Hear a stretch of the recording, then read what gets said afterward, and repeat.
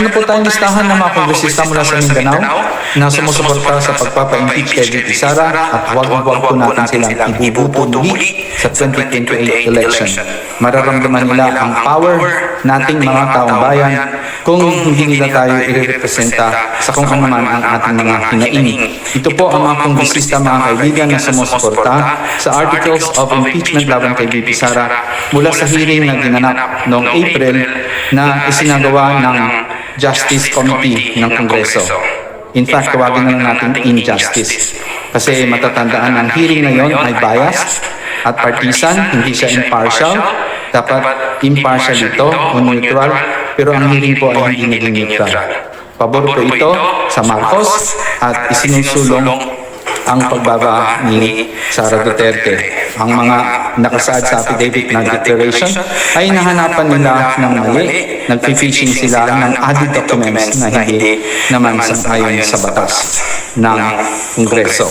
Nag-fishing sila ng mga evidence. At bumubukas sila ng mga private and confidential information ni VP Sara at kanyang pamilya katulad ng accounts. Ngunit hindi naman nila mai-explain kung ang mga deposits ba na iyon ay may malicious intent para sa corruption.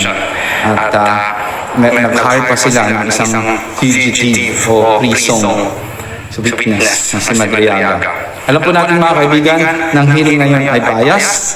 At sabi nga ni Congressman Edice na walang karapatan dapat ang mga kongresista na mag-impeach kay VP Sara dahil sila mismo ang nagdawit ng pagnanakaw sa gobyerno.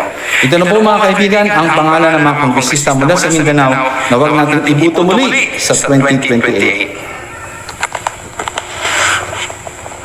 Roberto Uy, Zamboanga del Norte. Alfredito Bascud, Agusan del Sur. Christian Unabia, Misamis Oriental. Lordan Swan, City of Cagayan de Oro. Huwag natin iboto sila lahat, guys. Ban ito sa ating listahan sa 2028 election. Huwag iboto sila. Yevgeny Imano, John Tracy Cagas, Antonieta Iudela, Zamboanga. Leona o Gilona Labad-Labad, Zamboanga Norte. Divina Grace Yu, Zamboanga Sur.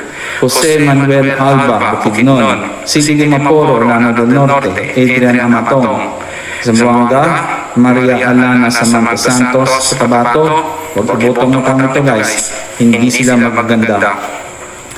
Magandang tao. Alan Ecleo, Dinagat Islands. Loreto Acharon, City of Jensan. Steve Solon, Sarangani. Dinzar Sali, Tawi-Tawi. Joselito Sakdalan, Cotabato. Jose Aquino, Agusan del Sur. Victoria Yu, Zamboanga Sur. Johnny Pimentel, Surigao del Sur. Monir Arbison, Sulu. Dimple Mastura, Maguindanao. Edward Plaza, Agusan Sur. Jason Almonte, Misamis Occidental. Keith Flores, Bukidnon. Laarne Roque, Bukidnon. Samir Tan, Sulu. Huwag natin iboto sila ulit, guys. Mga pangit ng mga tao ito. Kalaban ito natin dahil pinagtutulungan nila, kinakawawa nila si VP Sara. Manuel Jose Dalipe, Zamboanga City. Jordine Jesus Romualdo, Camiguin. Yaser Alonto Balindong, Lanao del Sur. Zia Alonto Abyong, Lanao del Sur.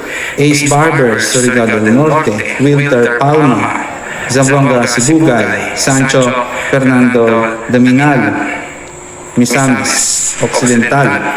Peter Miguel, South Cotabato. Muhammad Paglas, Maguindanao. Isidro Lumayag, South Cotabato. Romeo Momo, Surigao del Sur. Celso Regencia, City of Inigan. Francisco Matugas, II, Surigao del Norte. Huwag natin iboto ang mga taong ito, guys.